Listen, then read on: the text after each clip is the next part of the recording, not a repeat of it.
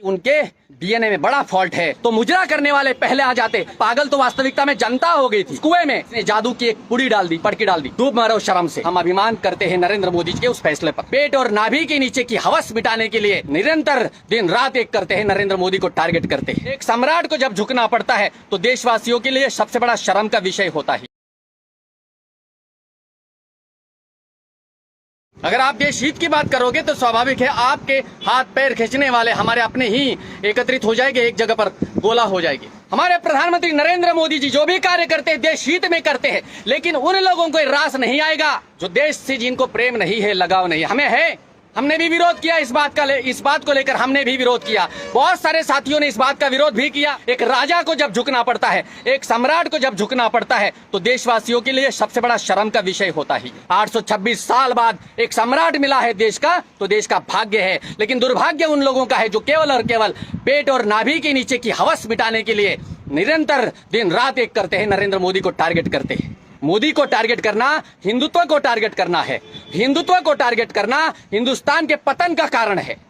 और जो ऐसे दुराचारी बलात्कारी लोग नरेंद्र मोदी के विरोध में बात करते हैं, हम अभिमान करते हैं नरेंद्र मोदी के उस फैसले पर। नरेंद्र मोदी जो बोलेंगे वही हमारे लिए कानून है, क्योंकि एकमात्र ऐसा वो व्यक्ति है जो हिंदुस्तान की हित की बात सोचता है। दुर्भाग्य तुम्हारा, इतना बड़ा नेता मिला 826 साल बाद नरेंद्र मोदी के रूप में, उसे नहीं पहचान पा रहे हो।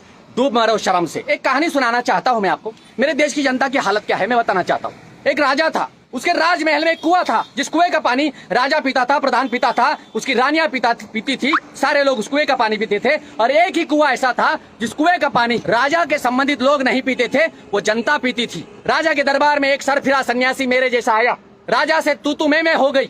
उसने अपना अपमान का बदला निकालने की राजा के महल से जैसे ही निकलता है, समझने जैसी बातें हैं। मैं कहानी नहीं सुनाता, मुझे कहानी सुनाना नहीं आता, लेकिन फिर भी सुनाना चाहता हूँ।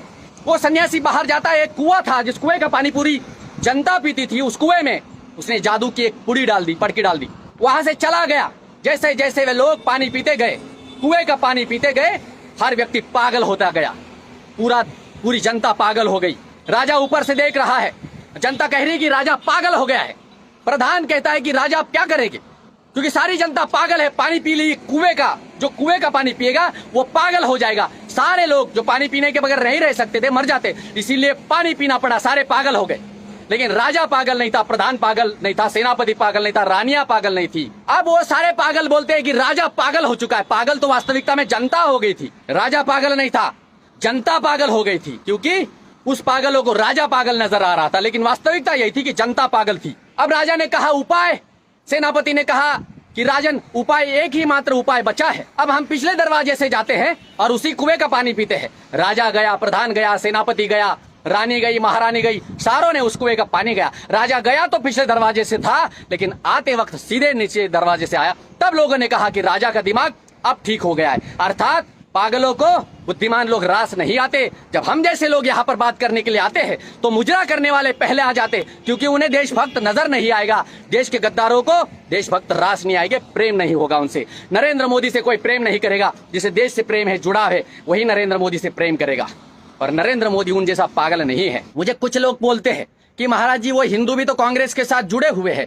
तो जो हिंदू कांग्रेस के साथ जुड़ा हुआ है, जो सपा बसपा के साथ जुड़ा हुआ है, जो केजरीवाल की चाटता है, जो दिन भर शिवसेना के गुण गाता है, समझ लेना कि उनके डीएनए में बड़ा फॉल्ट है। क्योंकि हिंदुओं में यही सबसे बड़ी कमी है, वो सिर्फ अपना पेट भरना चाहता है, अपने परिवार का पेट भरना चाहता है। और जो इस प्रकार की मानसिकता रखता है वो कभी भी भाजपा का समर्थन नहीं कर सकता, राष्ट्रीय स्वयंसेवक संघ का समर्थन नहीं कर सकता।